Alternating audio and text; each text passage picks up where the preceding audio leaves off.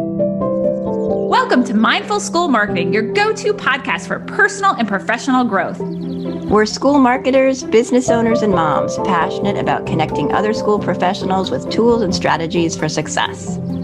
We love solving problems, exploring new ideas, and thinking outside the box. Let's transform your school and life starting right now.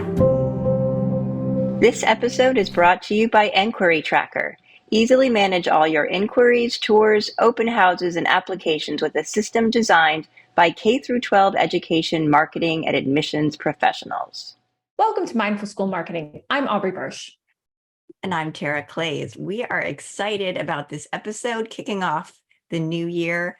Today, Aubrey and I are going to talk about setting goals. We are both planners. We connected on that early on when we got to know each other, and we love setting goals for ourselves and also for our school clients. So we enjoy a focus on working towards these goals. And what a better time to talk about this than the transition from one calendar year to the next. Yes, happy 2024, everyone.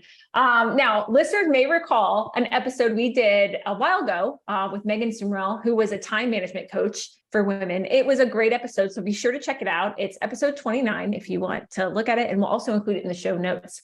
But it was a really good one.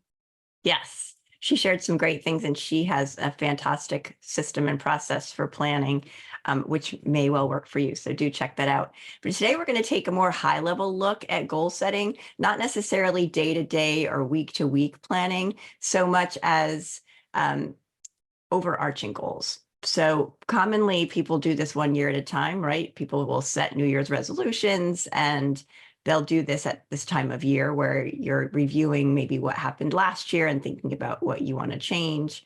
I know this is a time when most people sign up for gym memberships and the gyms are bustling because everybody has a goal to get in shape. But these don't have to be work or business goals, right? What we're talking about here, I mean, we're going to be talking about that for sure, because we know that's what you're here for. A lot of times is to talk about how to take strategies and implement them in your work life. But we're also going to talk about general goals. For me, many of my goals are mostly related to my mental and physical health, and that may be the same for you as well. So Aubrey and I are going to talk about our goal setting processes, things that we do, and also things that we see our school clients doing or planning or trying to do or hoping to do. So we're going to share some thoughts on what makes goal setting successful and also what makes it fail for school marketing plans and in general. Absolutely. I'm so excited about this episode. Now, in anticipation for the episode, we took a very informal poll on our social media channels to see how many people set goals at the new year and what their process is. Tara, can you share the results? Well, maybe not surprisingly, it was 50-50. So half of the respondents said they have a planning process and that they plan their year ahead of time, and half don't. That is not surprising, right? Yeah. And I did an informal kind of question and answer session with some of my groups, like small school leaders and stuff, and to find out, like, hey, what's going on with goal setting? And it was very interesting to hear what they said too. So some of the challenges that our school leaders are facing in terms of goal setting is like finding the free time to look at that high level, right? To really determine their goals. And then some of them don't even get a chance to, like, professionally get a chance to set their goals. Their goals are actually handed to them, either from the board or the head of school. And so they don't feel involved in that process. And then others find that they're so overwhelmed that they just take the goals from the previous year and rinse and repeat. So there's not often a discussion or like looking at, data and stuff, and looking at the ROI before setting goals for the next year. So we all know that this is really important to set those goals, especially as school leaders. But, with school teams, like what we're noticing is the school people who put the effort in January through, I would say, May, and really take the time to set their goals and then form an action plan are the ones that really see success in the next school year. So that's what we work with clients right now during that time period. Now, I'm curious, Tara, because I know you love goal setting. You're like a planner. You're my favorite person to talk to about this topic. So I'm going to ask this question, even though I know the answer. Do you set annual goals, Tara? Can you, and if so, which I know you do, can you tell us the specific system that you like to use? And I know you've used for many years. Yes, thanks. Of course, I do love talking about my goal setting process. It's maybe not necessarily a great thing how much I love it, but I've given talks about it, and it's something that's really changed my life and how I feel about myself, because I think when we are working towards goals, it gives us a purpose and it makes us feel accomplished when we do that, and also to give ourselves grace when we don't do what we need. So it's a learning process, but I'll start by saying that just like fashion or food or everyone has their own taste. So what works for me might not work for you. There are tons of different ways of planning. And some people don't plan at all, and that works out for them too. So the key is to have a process, I think, though, and any successful process, you want to make it enjoyable and easy for you. If anybody's read Atomic Habits, that's one of the key steps, and that is to make anything that you're trying to make into a habit or to accomplish, make it enjoyable and easy. So several years ago, I was introduced to a book called The 12-Week Year, which is in our Goodreads list and has been referenced a few times at least. But the purpose of the 12-week year is there's a lot of reflection involved in it. And it's taking your goals, and instead of saying, this is what I'm going to do this year in 2024, breaking it down into smaller chunks. For me, this really made sense. And when this really resonated with me was I started writing a year in review, even just for myself. At the end of the year, at the beginning of the year, I looked back on the year. And when I looked back at the one I had written, the first one I had written the year before, I had totally forgotten all the things that I said I was going to do, because I set them up and I feel like I got them out there and then I never followed through on them. So what happens with a 12-week year process is that, first of all, you're making your goals shorter. So instead of what happens if you set it for a year is it comes November and you have forgotten what you plan to do, or you haven't even started. So this allows you to have a more compressed time frame for achieving those goals. And you might have something that is going to take a year to do, but you're breaking it down into pieces by quarter. So I think it's really helpful for me to try to step back and plan out things that I can actually accomplish, rather than trying to set these lofty goals of, I'm going to change my whole way of approaching X, Y, or Z, or I'm going to lose 20 pounds, or whatever those things are. To break them down into smaller pieces makes them a lot more actionable. And I think you're more successful in accomplishing them. So that's one of the keys. And you create these goals, like 3 or 4 goals. Some of them are maybe for your school, for your work, specific goals that you have, and some of them might be more personal goals, like waking up early 5 days a week or something like that, making them very actionable, and then scoring yourself. So giving yourself a score every week on how you did towards that goal. So if you said you were going to get up 5 days a week early, and you got up last week 3 times early, that you give yourself that score of 3 out of 5.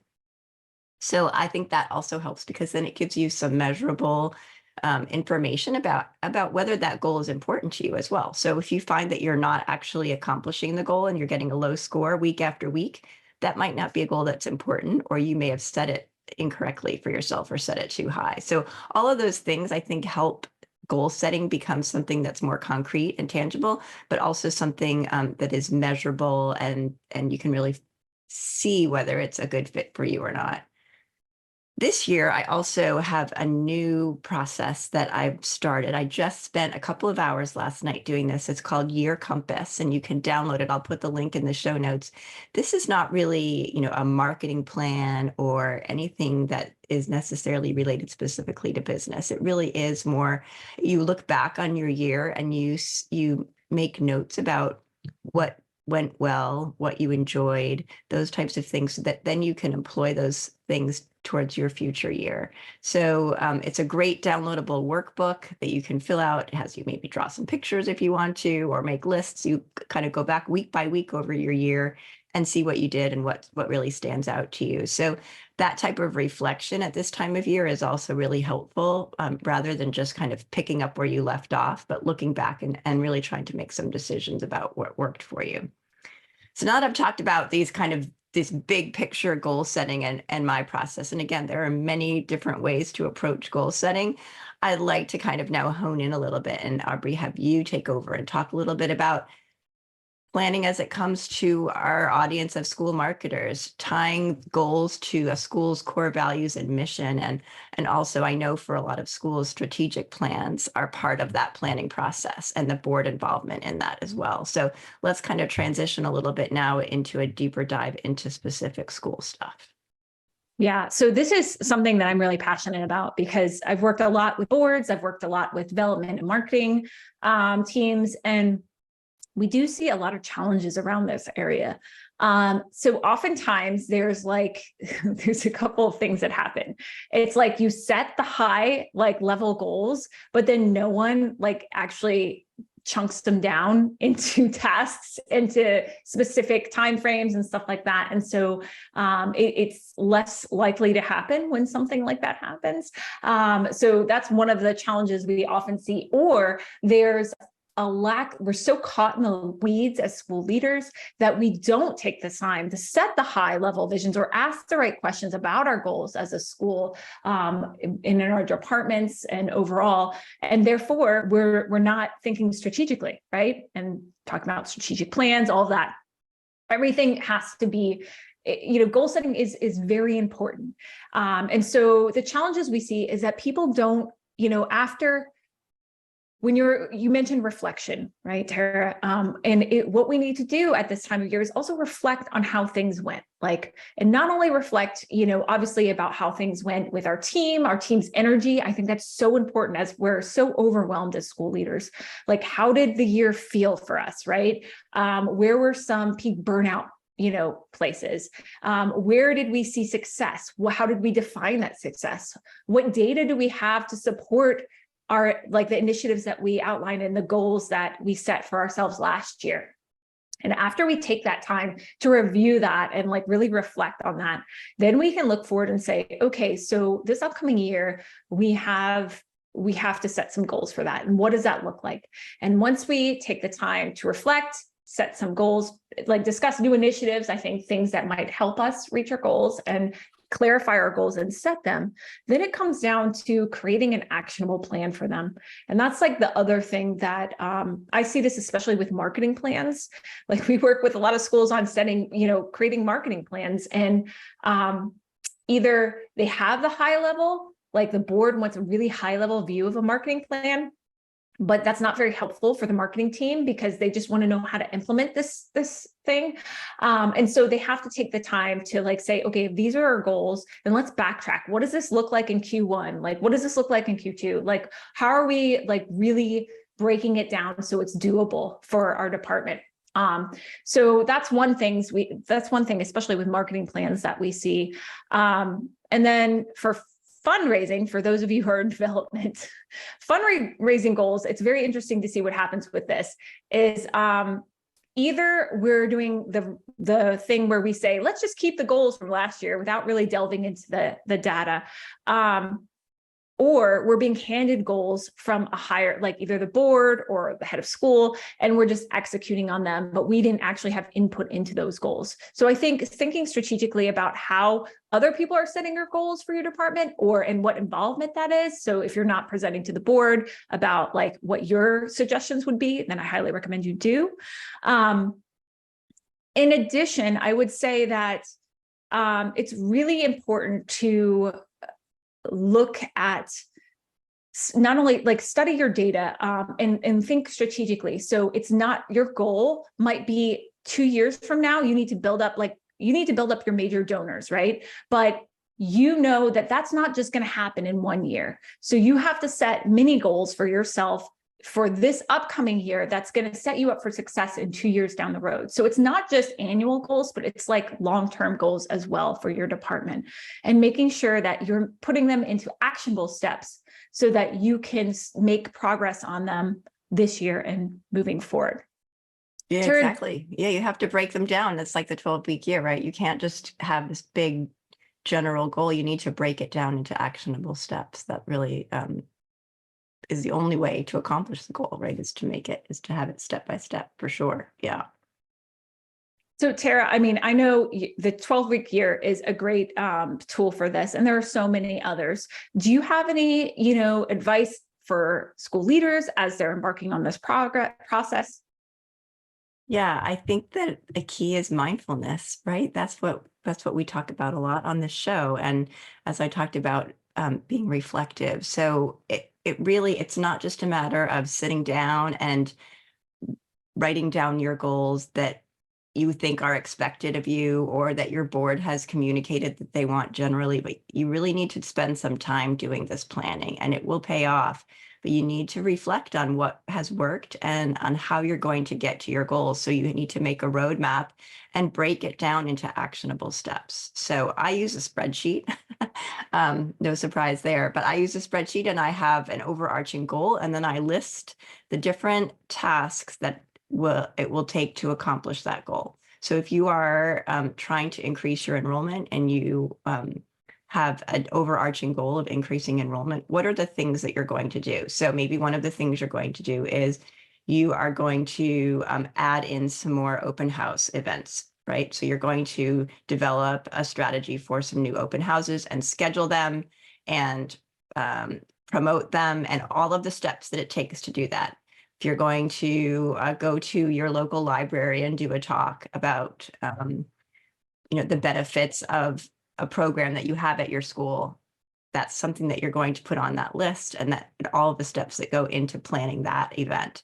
So break it down into those steps and then tell yourself which weeks you're going to accomplish those things. And you can see that they happen sequentially, right? First, you're going to put it on the calendar, then you're going to promote it, then you're going to follow up with promotion, all of those different steps. So really breaking it down and using something like a spreadsheet or a project management tool can be really helpful in doing that.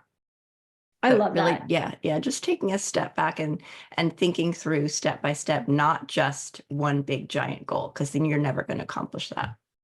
Yeah, Tara, I'm also a big fan of the spreadsheet as well. We use it with a lot of our clients, like when we're developing, so they'll say, yes, our goal is to increase enrollment. And so then we come up with some sort of strategy, right? And let's say it's an open house. Then we always ask the follow-up question. So we have put together a spreadsheet, we can color code by, or even sort by category and stuff like that, like what goal this particular initiative applies to, so that they can see and they can track and also report out to the board. But we ask the question like, okay, so when are you sending the email that goes out to invite, like all the back end? What's the follow-up look like? And then we put in those steps, because if those steps aren't put in, first of all, someone's going to forget, because you're busy people, right? And so it really is taking that goal and like really making sure that it's got actions associated with it that it can use.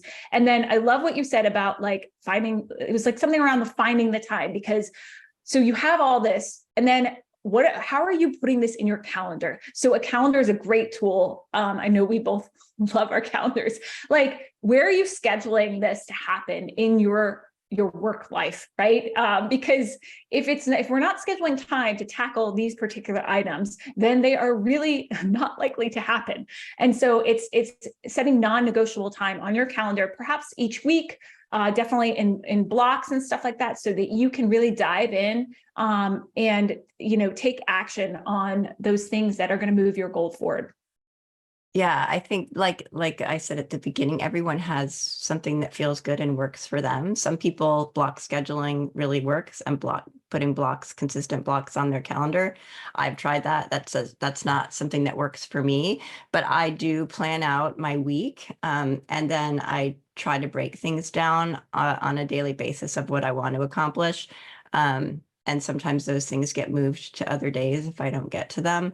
I'm a little bit flexible that way. I think when Megan met with us, she definitely is not a fan of planning day by day. It really is whatever works for you. But I think I will put a link to a version of my spreadsheet in our show notes as well, in case anyone wants to look at that, because that has a column for every week.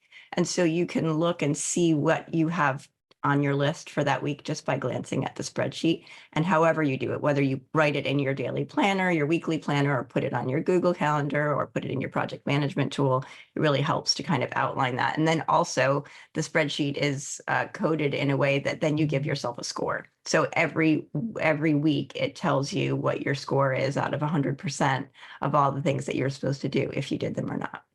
I love that. I love the scoring. It's almost like a game, right? It gamifies it, right? That's great. And I love your messaging here, Tara, because it is truly whatever works for you. There are some schools that thrive on project management. There are some schools that won't touch it with the 10-foot pole because it does not work for their team. And that is fine. It's finding what works for you, what works for your team. And I think the team part is key, because especially if you're relying on other people, like your actions can't be completed without the other people around the table, then you all need to come up with what is the thing that works for us best, right? And use that system, because that's how you as a team are going to move forward as well.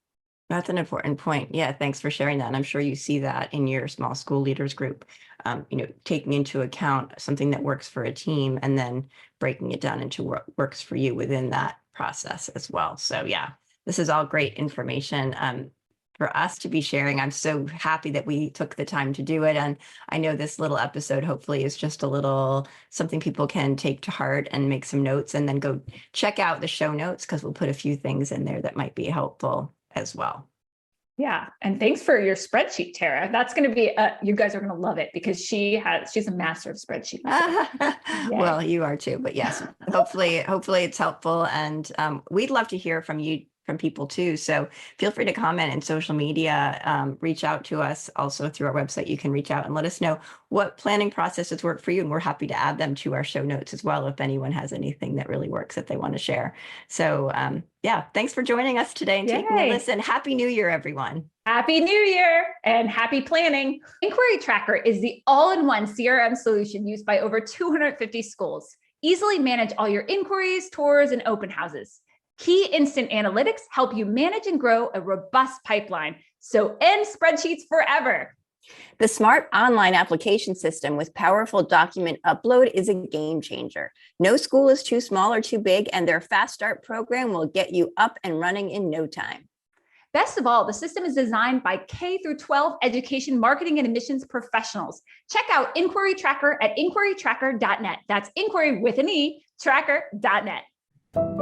Thanks for joining us on the Mindful School Marketing Podcast. We'd love it if you pop into iTunes and leave a review, 5-star preferred. Let us know how you like the show. It helps us improve what we're doing and helps others find us too.